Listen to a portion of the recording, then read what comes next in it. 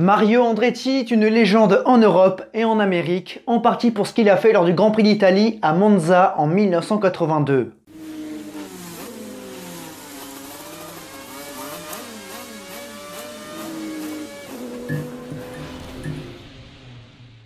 « 1982 est la saison la plus folle de l'histoire de la Formule 1, celle avec le plus de vainqueurs différents, une période tendue avec le conflit FISA-FOCA, mais pas seulement. Beaucoup de surprises, des batailles spectaculaires et des drames avec un champion inattendu. Bientôt la fin, avant-dernier épisode de la série, et j'invite ceux n'ayant pas vu les précédents à les visionner afin de bien comprendre le contexte. Quant aux autres, je vous souhaite un bon épisode. 1982, la saison folle, 15e et avant-dernier rendez-vous du championnat, direction Monza pour le Grand Prix d'Italie.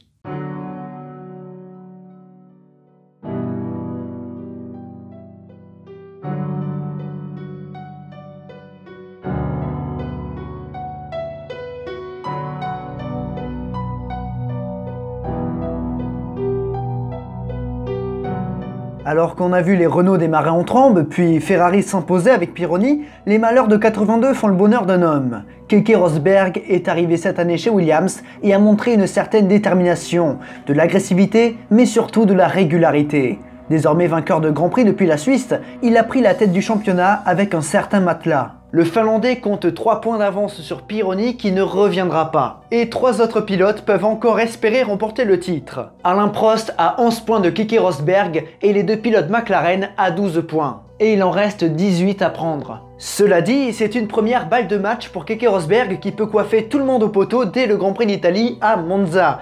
Mais attention à ne pas s'enflammer car en Formule 1, tout peut très vite basculer, surtout en 82. Et en théorie, Monza n'est pas favorable à la technologie atmosphérique de la Williams de Rosberg. Là est peut-être la chance de Prost.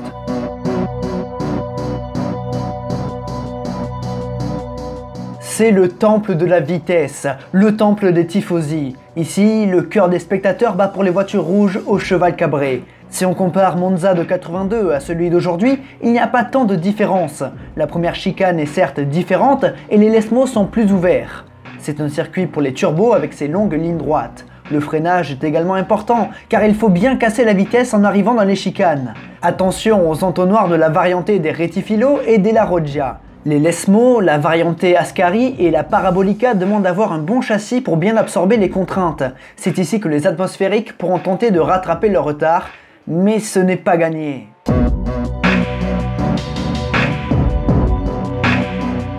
Après avoir fait une pige lors de la 3e course de la saison à Long Beach, le héros des deux mondes revient dans son pays de cœur pour prêter main forte à Ferrari dans la lutte pour le titre mondial. Chose qui redonne un petit peu d'intérêt au public italien marqué par la disparition de Gilles Villeneuve et l'accident de Didier Pironi. Mario a remporté sa première victoire en F1 lors de sa première course avec Ferrari, à Kyalami en 71, et il n'a plus couru avec les rouges depuis 72. Mais ce qui va être compliqué, c'est de découvrir le pilotage d'une voiture turbo. Et oui, le premier champion de l'ère Wingcar n'a jamais roulé avec cette technologie. Heureusement que Monza n'est pas le circuit qui demande le plus d'agilité moteur. Quoi qu'il en soit, le public italien ne s'y trompe pas et accueille chaleureusement le retour de Mario Andretti ainsi que le retour de Patrick Tambay, forfait à Dijon à cause de douleurs au cou. Le Français souffre d'une hernie discale et s'est alité 9 jours pour être prêt pour le Grand Prix d'Italie. C'est courageux. Mais il se trouve que dans les pensées ce week-end, il y a un 3e pilote Ferrari.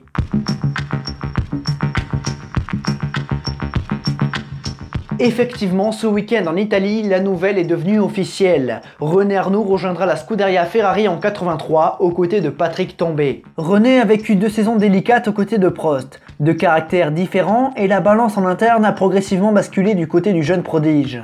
L'un est plus réfléchi et l'autre plus instinctif. La querelle du Castellet en dit long sur les relations et l'image qu'avaient ces 2 pilotes. René est un sanguin et séduit le public. De plus, il parle très bien italien. Seule interrogation, ses relations avec Tambay qui sont tendues depuis la Formule Renault. Mais Marco Piccinini a clarifié les positions de chacun pour que Ferrari garde sa bonne forme. Et ce transfert signifie donc qu'une place s'est libérée chez Renault. Alain Prost est donc dans une position de force pour 83 et Renault a besoin d'un 2e pilote pour l'épauler. Le choix s'est alors tourné vers Eddie Cheever. L'Américain s'est révélé cette année avec 2 podiums chez Ligier. Il parle français et a un caractère souple qui lui permettra d'endosser ce rôle. Prost est heureux, il ne voulait pas de forte tête comme Arnoux. Et Ligier ne perd pas seulement un pilote, car le deuxième devrait partir. Jacques Laffite devrait donc rejoindre Williams. Les malheurs de Ligier ne s'arrêtent pas là car la rupture avec Talbot est rendue officielle. Les Bleus n'ont plus de moteur pour la saison 83. Renault a refusé de les motoriser car ils ont déjà un partenariat avec Lotus. La porte s'est donc fermée, mais le départ d'Eddie Cheever chez Renault ouvre une fenêtre. Puis les jeux politiques s'en mêlent. Guy a des très bonnes relations au gouvernement et Renault est une entreprise d'État. Mélangez tout ça et vous obtenez un partenariat Ligier-Renault pour 84. La chasse au turbo, c'est également l'occupation de McLaren. Ron Dennis s'est rapproché de Mansour Roger, le patron de TAG, ainsi que de Porsche. L'alliance TAG-Porsche va donc rouler avec McLaren dès 84, de quoi nourrir de beaux espoirs. En plus, avec Niki Lauda, ce nouveau partenariat a une bonne tête d'affiche. Dans les petites équipes, on chasse les sponsors. Tyrrell a le sourire car il vient de signer avec un commanditaire, Denim Musk, un cosmétique. Pour l'occasion, les 011 sont repeintes en British Racing Green. Cet argent va redonner de l'élan à cette équipe qui est tenue en piste grâce au surprenant Alboreto. Ah, et concernant les nouvelles réglementations pour 83, rien n'est encore officiel.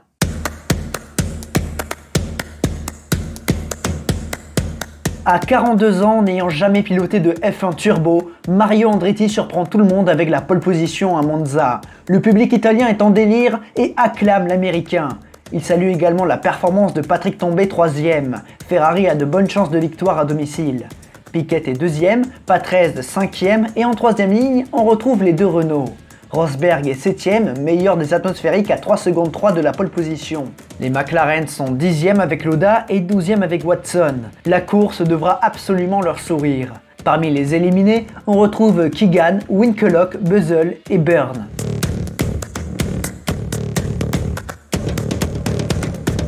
Le public répond présent en Italie pour la dernière course européenne de la saison.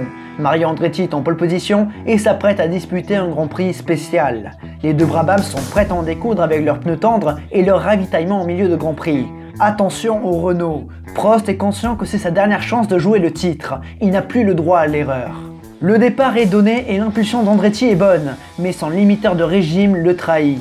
Piquet se porte à sa hauteur tandis que Prost tente le hold-up 2 roues dans l'herbe. Il perdra finalement des places. Tambay passe également son équipier et les voitures arrivent dans l'entonnoir de Rettifilo. Piquet mène devant Tambay, Arnoux, Andretti, Patrese et les deux Alfa Romeo.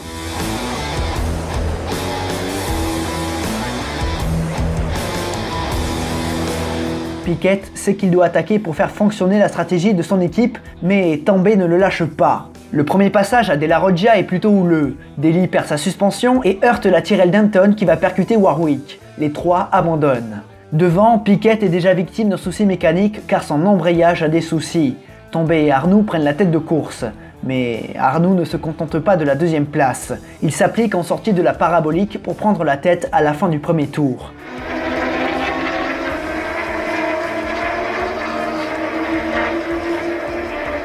Patrese dépasse également Tambay et remonte comme une balle sur Arnoux. Mais le pilote Renault va résister. Sa tâche sera facilitée par l'abandon de l'Italien au 6ème tour à cause lui aussi de son embrayage. Piquet s'arrête définitivement au tour suivant. Frayeur au 11ème tour lorsqu'à pleine vitesse, Jean-Pierre Jarier perd sa roue arrière. Godasses de plomb parvient à maîtriser sa Osella et évite le drame. Mais cela est la goutte d'eau qui fait déborder le vase en interne. Derrière, les ténors du championnat s'appliquent à remonter. Prost est 3ème devant Andretti et Watson se défait de Giacomelli pour la 5ème place. Rosberg est 7ème et Lauda 9ème. Mais l'Autrichien devra abandonner au 21ème tour pour problème de frein. Niki ne sera pas champion cette année.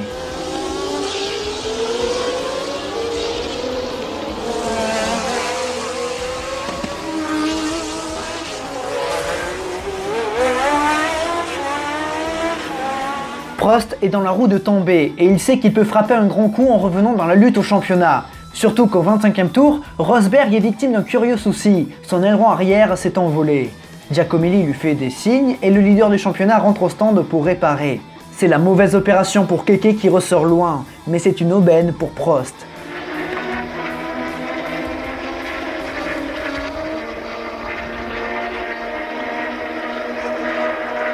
Nouveau rebondissement 2 tours plus tard, Alain est au ralenti sous les cris du public italien. Le pilote Renault s'arrête à la première chicane pour un problème d'alimentation. C'est fini pour Prost, lui non plus ne sera pas champion du monde cette année. Il n'y aura plus de changement en tête. Arnoux a mené absolument tous les tours de la course et s'impose au pays de son futur employeur. Les tifosi le savent et acclament le Français qui remporte une deuxième victoire cette saison. Tambay termine deuxième malgré la douleur. Son courage est applaudi et Mario Andretti renoue avec le podium. Son 19e et dernier. C'est le héros du week-end.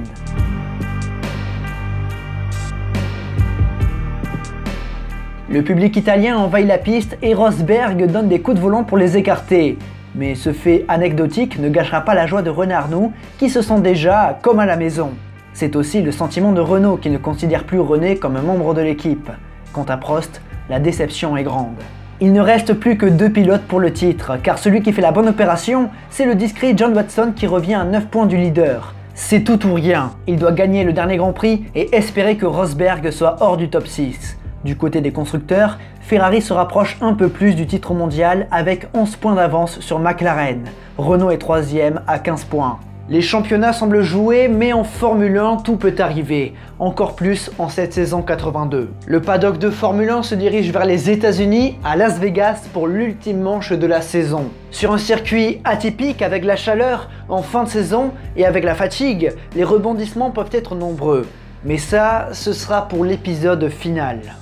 Mesdames et messieurs, j'espère que cet avant-dernier épisode de 1982, la saison folle, vous aura plu. Vos retours me font encore une fois très plaisir. Je remercie et je vous oriente une nouvelle fois vers Ethlomega qui fait la plupart des musiques de la série. Allez les rejoindre sur ces différentes plateformes, tous les liens sont en description. Quant à moi, les liens des réseaux sociaux, Instagram, Facebook, Discord et Twitch sont également en description. Il ne reste plus qu'un seul épisode pour terminer cette série. Rendez-vous donc lundi prochain, dans une semaine, pour le dernier épisode.